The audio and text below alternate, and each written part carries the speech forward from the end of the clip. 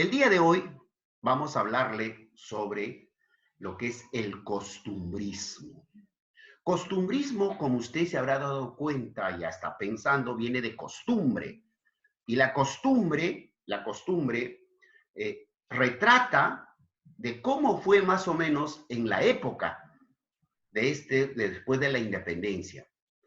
¿Qué cosa pasaba en el contexto histórico? Vamos a compartir la diapositiva para que más o menos nos vayamos ubicando en lo que es propiamente este movimiento literario. Ahí está. Semana 6, el costumbrismo. Y dentro del costumbrismo hay dos representantes, literatos peruanos, netamente relacionados con el teatro. Estamos refiriéndonos a Manuel Asensio Segura y Felipe Pardo y Aliaga. Manuel Asensio Segura y Felipe Pardo y Aliaga. Bien, ¿qué podemos decir del costumbrismo peruano? Ojo, el costumbrismo, si bien es cierto, no es un movimiento literario peruano, no, ni latinoamericano. Esto tiene su origen en Europa, pero llega un poco atrasado al Perú. ¿Pero por qué? Porque en el Perú todavía pues no era una república independiente. Recién habíamos salido de la independencia, entonces eso ha hecho que este movimiento literario llamado costumbrismo se instale en el Perú. Entonces, ¿qué podemos decir del costumbrismo peruano? Fue un movimiento literario que apareció en Lima en el siglo XIX. En el siglo XIX. ¿Qué cosa buscó? Corregir las maneras de comportarse de los ciudadanos de esa época. Les comento un poco, alumnos, en la época había mucho esto de lo que se llama el caudillismo. ¿Alguien me puede decir qué significa caudillismo, alumnos? Ahora sí, por favor, abran su micrófono y usted me responde. A ver, ¿alguien me puede decir qué es caudillismo? ¿Una especie de qué? Fue como un tipo de revolución, creo, política. A ver, muy bien por allí. El caudillismo es sinónimo de líder, pero un líder que solamente lleva agua para sus molinos. A él lo que le interesa a él, simplemente a su grupo, y bueno, es un caudillo. Entonces, en el Perú de la época surgieron muchos caudillismos, alumnos. Y estos caudillismos hizo mucho daño, porque todos querían gobernar en el Perú. Todos querían gobernar en el Perú. Después de la independencia, el Perú no supo a dónde mirar. Es como si, mira, de pronto tú estás protegido por papá y mamá. Papá, mamá te paga todos tus estudios y de pronto ellos desaparecen. Y tú te sientes solo. ¿Qué haces? Añoras un poco de repente a lo de tu papá, a lo de tu mamá. Y tú comienzas a generar ya tus propios ingresos. Idéntico fue el Perú. Después de la independencia, España se va, porque nosotros dependíamos todo de España. Se va a España, ahora nosotros nos mirábamos a todos los lados y ¿qué hacemos? Entonces, allí surgió lo que le conoce o se le conoce como el caudillismo. El caudillismo. Y por eso, chicos, les decía de que el costumbrismo, más o menos, el contexto histórico estaba basado en ello. Fue una modulación del neoclasicismo. Ustedes en sus estudios de tercer año quizás ya han hablado un poco de lo que fue el neoclasicismo.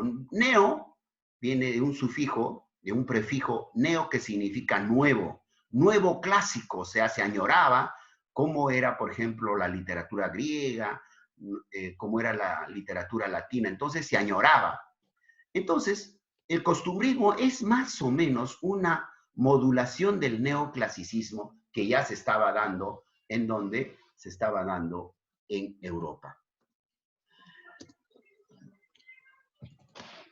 ¿Cuáles fueron las características, sus características del eh, costumbrismo peruano? Descripción de usos y costumbres.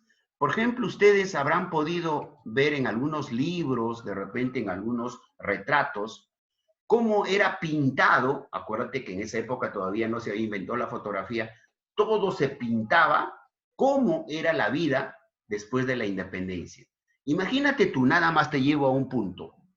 Una lámina bien conocida, la independencia, ¿no? San Martín, en un balcón en la Plaza de Armas. Ojo, eso no es fotografía. ¿Fue qué cosa? Una obra de arte, era una pintura, era dibujado, era pintado, y así nos lo mostraba. Entonces, allí, la descripción de usos y costumbres. Aquí aparece por primera vez un género literario impuesto en el Perú, de tono humorístico. Y a este tono humorístico se le conoce como comedia, obra de teatro de comedia, ¿no? Luego, aparte de ello, se critican los vicios sociales de la época. Por cierto, toda época tiene sus vicios. Por ejemplo, acá existió lo que se llamaba pues el caudillismo, la lucha por el poder, el militarismo, tenían comportamientos que, por ejemplo, nuestros políticos de ahora, ustedes se habrán dado cuenta, tienen unos comportamientos, se expresan de tal. Entonces, critican los vicios sociales de la época. Pero ¿qué cosa se buscaba? Se buscaba una actitud moralizante, o sea, moralizar. Y aquí está lo que hace un momento te decía, cuando hablamos del tono humorístico, se trabajó la comedia, poemas, poemas satíricos, ¿ah? Nada con la naturaleza, nada el amor, ni nada. Los poemas eran satíricos y artículos de costumbre. Esto vienen a ser las características principales del costumbrismo. Decíamos las influencias directamente vinieron de Europa a través del neoclasicismo. ¿Y qué cosa era el neoclasicismo? Tenía una intención didáctica. ¿Didáctica qué cosa es? Es enseñanza y moralizadora, de moralizar, porque todo pues se estaba llevando un poco con esto de los vicios de la época, se manifestaba. ¿Y qué cosa se planteaba? Modelos clásicos. Hay que imitar por ejemplo, se decía, hay que imitar a Grecia y hay que imitar también a Roma como arte, como cultura. También la influencia fue del romanticismo. El romanticismo en Europa será más o menos finalizando el siglo XIX, el siglo XIX. Por ejemplo, allí se toma el colorido grupal, el gusto por lo pintoresco, el contraste de la atmósfera, ¿no? Cuando hablamos del contraste de la atmósfera, viene a ser pues que las cosas mejor eran hacer de noche, por ejemplo, que la de día. O de repente en una época lluviosa, en una época de calor, o sea, pero siempre se buscaba el contraste con la atmósfera. Y aquí, definitivamente, chicos, aparece ya un representante. Y este representante se llama Manuel Asensio Segura. ¿Y cuál fue su obra cumbre? La obra que, digamos, lo catapultó, lo hizo conocido a este gran hombre. Fue nada más ni nada menos la obra de comedia llamada Ñacatita, así se llama, Ñacatita, Ñacatita. Quizá esto de acá viene de Doña Catita, pero para que suene un poco, acuérdate que fue burlesco, fue comedia, le puso el gran Manuel Asensio Segura su obra Ña Catita. Estamos hablando de teatro, ¿eh? De teatro puramente. El costumbrismo fue eso, de Manuel Asensio Segura y también de Felipe Pardo Aliaga, relacionado con el teatro, el teatro. Por primera vez en el Perú se estaba ya haciendo lo que se llama el teatro. Vamos a escudriñar, vamos a analizar un poco a Ñacatita, al autor. A ver, vamos por acá. Y allí está, los datos bibliográficos del autor. El título, en Ñacatita, su obra fundamental, el autor es Manuel Asensio Segura. Ustedes habrán escuchado, chicos, por ejemplo, hay un teatro que se llama el Teatro Segura que está en el centro de Lima. Ese teatro, ese nombre se le pone justamente por Manuel Asensio Segura. Mire, la fecha de la publicación de esta obra fue en 1845. Estaba relativamente temprano, ¿no? La independencia del Perú se da en 1824, viene la la decisión de San Martín de irse, de Bolívar querer gobernar vitaliciamente. Entonces, entre todo eso, y llegamos a esto, y ahí es donde este año que se publica la obra Ñacatita. Es bueno usted tener presente, alumnos, el título, el autor y el año, porque estas son a veces preguntas que se hacen en las universidades, que se hacen en los institutos, se hacen de repente, pues cuando usted postula a un centro superior, juegan mucho con esto. Por eso es bueno siempre ya ir almacenando tus datos para que después tengas la respuesta precisa. La vida de Manuel Asensio Segura, la vida del gran Manuel Asensio Segura. Nació en Lima, al igual que su padre fue militar. Primero, al ejército realista. Cuando decimos que al ejército realista significa que perteneció al ejército español, ¿ya? Pero cuando ya se independiza, ya el Perú forma su propio ejército y luego pasa al ejército nuestro, ¿no? Nuestro. Fundó el diario Bolsa, miren, ¿no? El nombre que le pone, ¿no? Muy peculiar, ¿no? Le pone, fundó el diario Bolsa. En Piura funda su periódico El Moscón. Es considerado el padre del Teatro Nacional. Ojo con esto, chicos. Esto es muy, digamos, pregunta que siempre se hace. Por ejemplo, en un examen de admisión le van a decir, ¿quién fue el padre del Teatro Nacional? O sea, el padre del teatro peruano. Es justamente Manuel Asensio Segura. Por eso que este gran teatro, que está el Gran Teatro Segura, lleva el nombre de él. Por el reconocimiento, porque él implanta, realiza, plantea y hace el teatro por primera vez en el Perú. Estamos hablando de 1845, donde se escribe esta obra llamada Ñacatita. Fallece en 1871. Bien, entonces acá hay que tener presente, chicos, lo que fue el gran Manuel Asensio Segura. ¿Qué cosa escribió él? Comedias, sí pues. Escribió La Pepa, El Sargento Canuto. Esta obra también hasta ahora es representada. Todas son comedias, ¿ah? Por ejemplo, El Sargento Canuto. Aquí más o menos hace una burla de los caudillos militares. Una obra muy bonita, muy interesante. Y ojalá, chicos, que cuando ya se levante todo esto, ya no va a ser lo mismo, por cierto. Ojalá se siga haciendo teatro. Y si ven por ahí El Sargento Canuto, yo les recomiendo, vayan a un esfuerzo y vayan a ver, porque es una obra muy, muy peculiar, muy interesante. Pero también escribió Percances de un remitido, Un juguete, Las tres viudas, y esta es la que nosotros estamos resaltando, la obra Ñacatita. ¿Bien? Esto en cuanto a lo que concierne comedias. ¿Qué cosa, cómo fue su teatro? ¿Qué cosa implantó? ¿Qué se hizo a través de la obra Ñacatita? Característica de su teatro, tema, el matrimonio impuesto por el interés y el celestinaje. Ahí los quiero ver a ustedes, si bastante han aprendido literatura en tercer año. Ustedes en tercer año habrán leído a La Celestina, de Fernando de Rojas, ¿verdad? Ahora sí abran su micrófono, ¿verdad? Sí. Ya. Sí. ¿Qué cosa es cuando, por ejemplo, se dice Celestina? ¿Quién era la Celestina? Chicos, a ver, jóvenes. La anciana, creo. Ya, una anciana, pero una anciana, pues bueno, anciana nomás hubiera sido, pero ¿por qué se le ponía Celestina? Era como una bruja o una divina, creo. Era hipócrita y chismosa. Ya, pero estrictamente, ¿cuál era su papel? Claro, era una anciana, no era bruja, no era bruja. ¿Era dueña de un prostíbulo? No, tampoco, no. Era una anciana, escuchen bien, y ahora van a ir al diccionario y van a buscar qué significa Celestina. Es lo que nosotros conocemos como, les voy a decir, alcahueta.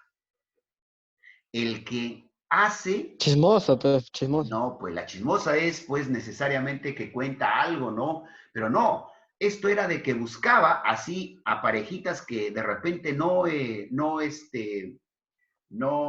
de ellos no le hacía caso, entonces ella se prestaba, ¿no? Llevaba situaciones, cosas que te convienen. Mire, entonces el gran Manuel Asensio Segura, también existían en esa época, impone esto. El tema es el matrimonio impuesto por el interés y el celestinaje. Significa por las ancianas o por la alcahuetería que existía en ese entonces. Es lo que ahora usted diría, pues, ¿no? A ver, ¿cómo sería? Oye, ese chico me gusta. Esa chica me gusta. Oye, ya pégame el bajo. O ya pedile, mira. O trata de hacerle bandeja. que no. Eso viene a ser una especie de celestinaje. ¿Entiende? Que es diferente a ser chismosa, pues chismosa es contar todo, ¿no? No sé, pues si el profesor Tranquilo, el profesor se cayó, no sé, subiendo las escaleras, uy, corrió ese chisme, que no tiene nada que ver con celestinaje. El celestinaje tiene que ver con un matrimonio impuesto por el interés, ¿ya? El motivo, satirizar. Satirizar es burlarse, encender, poner ahí para que todos se enteren. La deficiente formación, tanto moral como cultural, de los criollos. Y usted ya sabe que quién es criollo, qué cosa es criollo. ¿Quiénes son los criollos? Hijos de españoles con peruanos. No. Manuel Axino Segura. ¿Perdón? Manuel Axino Segura. No. Manuel Axino Son Segura. españoles que nacieron en Perú. Muy bien, españoles que nacieron en el Perú. O sea, vinieron dos españoles, se conocieron aquí, una española y un español. Nace acá en el Perú, a eso se le conoce como criollo. Si es de una mujer peruana y un español, se le llama mestizo, que es diferente. Estamos hablando de los criollos. Los criollos entonces como que se creían en esa época, siempre ha existido eso, de la clase alta, de la clase gaga, ¿no? Entonces allí entró nuestro amigo Manuel Asensio Segura. ¿Para qué? Para burlarse justamente de todo este grupo de gente llamado los criollos. Pero ¿qué cosa exploraba? ¿Qué cosa exponía? Era su falta, su deficiente formación, tanto moral como cultural. Por favor, cierre el micrófono, alguien lo dejo abierto. Muy bien, seguimos. Personajes principales y secundarios. Estamos añadiendo, estamos estudiando a la gran ñacatita, ¿no? La ñacatita, vieja, intrigante y entrometida. Ahí está. Era una especie de Celestina. Ya saben qué es Celestina, ¿no? Vieja, intrigante y entrometida. Doña Juliana, hija de don Jesús y doña Rufina. Y de don Alejo, distinguido caballero que quería casarse Julieta. Él estaba ya entrado en añitos, en años, don Alejo, y la hija era una señorita muy, doña Juliana, era una hija muy guapa de la época. Entonces, él se fija en ella, pero ella no le hace caso. Entonces, ¿quién entra a tallar? La ñacatita, la Celestina peruana. Perfecto. Aquí tenemos entonces a sus tres personajes principales de la obra ñacatita. ¿Quiénes eran los secundarios? Don Jesús, padre de Juliana o Juliana. Era bueno, era muy bueno, una persona muy buena. Doña Rufina, esposa de don Jesús, o sea, la mamá. Manuel, enamorado de Juliana. Miren, Juliana tenía ya su enamorado, pero este viejito se vale de la ñacatita para serrucharle el piso y quedarse. ¿Por qué? Porque era un distinguido caballero y tenía dinero. Pues. En cambio, Manuel no, era un estudiante de la época y bueno, por ahí. Mercedes, criada y consejera de Juliana. Don Juan, viejo amigo de la familia. Todos estos personajes se involucran en esta historia de teatro llamado ñacatita. Recién alguien me está pidiendo ingresar. Qué barbaridad, estas son las horas. Bien, seguimos. El comentario final de esta obra, porque todavía la clase no termina, porque acuérdate que son dos autores, Manuel Asensio Segura y también nuestro gran Felipe Pardo y Aliaga. El comentario, más o menos ya le pongo aquí, de lo que nos traslada, lo que nos lleva a esta obra, diríamos, tanto en la obra como en la actualidad, la mayor parte de problemas se originan por una falta de ética. que es lo que falta mucho a la humanidad, chicos. Muchísimo. Lo que destaca el autor en la obra son los diálogos populares, lo de la época que se hablaba, cómo se conversaba, cómo se decía, que ofrecen un vivo retrato crítico de la sociedad peruana en sus primeras décadas republicanas. Entonces, si queremos un poquito saber cómo fue la vida después de la independencia, yo les digo que lean, porque está en obra también, la obra de Ñacatita. Muy bien. Ahora sí, ingresamos a lo otro, al gran Felipe Pardo y Aliaga. El gran Felipe Pardo y Aliaga. Y Felipe Pardo y Aliaga tiene una obra muy interesante, muy bonito, que es fruto de la educación. Pero con quien verdaderamente el gran Felipe Pardo y Aliaga se hace famoso es con su obra Un viaje. Escucha bien, Un viaje. A ver, ¿alguien tiene su micrófono abierto? Un viaje. Vamos a conversar un poco, hablarles acerca del autor Felipe Pardo y Aliaga. Fecha de publicación el 6 de agosto de 1829. Pero como les digo, esto también es una obra importante de él, pero más importante, chicos, es la obra nada más ni nada menos que Un viaje. A ver, un poco vamos a San Felipe Pardo y Aliaga. Nació en Lima el 11 de junio de 1806. Fue un poeta satírico, dramaturgo. Cuando dicen dramaturgo, nos está refiriendo que hacía teatro. Abogado y político. Perteneció a la élite limeña. Era de la aristocracia, un hombre mucho de dinero. Considerado el satírico limeño. Ojo, cruce, pare, tren. Estas son las preguntitas, chicos, que te van a venir en los exámenes. ¿A quién le decían el satírico limeño? Le decían a gran Felipe Pardo y Aliaga. Como también hace un momento te puedo hacer otra pregunta y te digo, ¿a quién se le dice el padre del teatro peruano? Es al gran Manuel Asensio Segura. Vertiente anticriollismo. Claro, acuérdate que ya él nace en Lima, pero él no es de padres españoles, sino su madre es una, pero va en contra del criollismo, de lo que en esa época, y se convierte en un anti. Muere en Lima el 24 de diciembre de 1868. ¿No?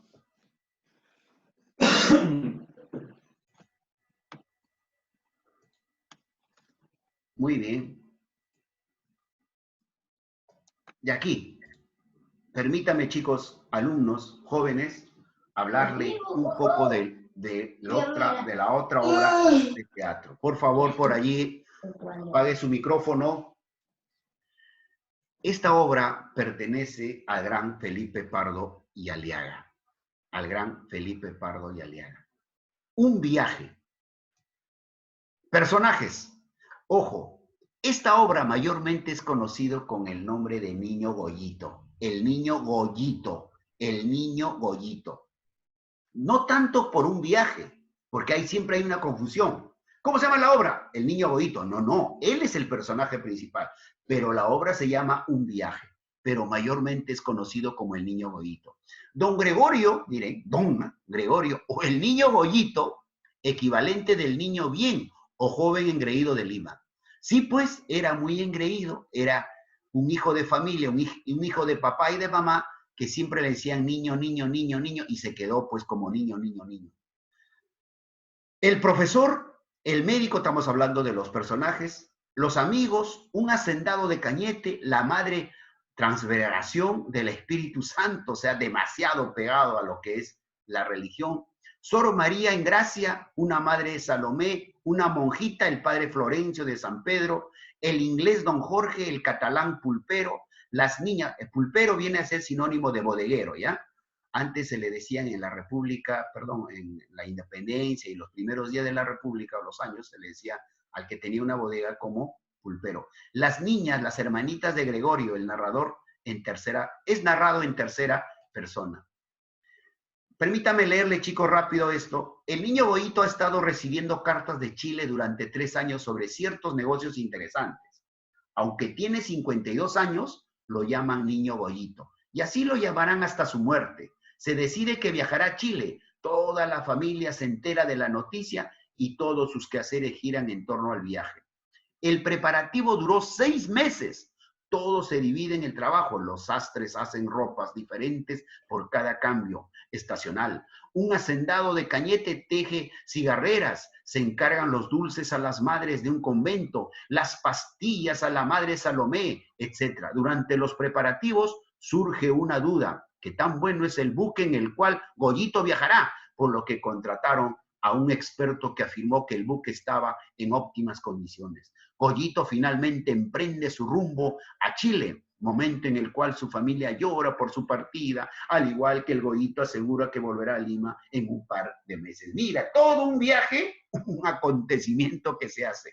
Por eso de ahí recibe el nombre, como burlescamente, el niño Goyito. La crítica, la historia es una sátira y nos gustó mucho la manera en la que el autor narra la historia del niño Goyito, que en realidad tiene 52 años. Entendimos el mensaje que el autor quería transmitir, que era burlarse de la manera en la que la gente limeña viajaba en esa época, ya que había mucho desorden, como sucede en la historia. Pardo y Aliaga también critica cómo los humanos no podemos parar para ser niños. Chicos, hasta aquí habrá sido la clase del día de hoy y es así como vamos terminando la clase propiamente del día de hoy.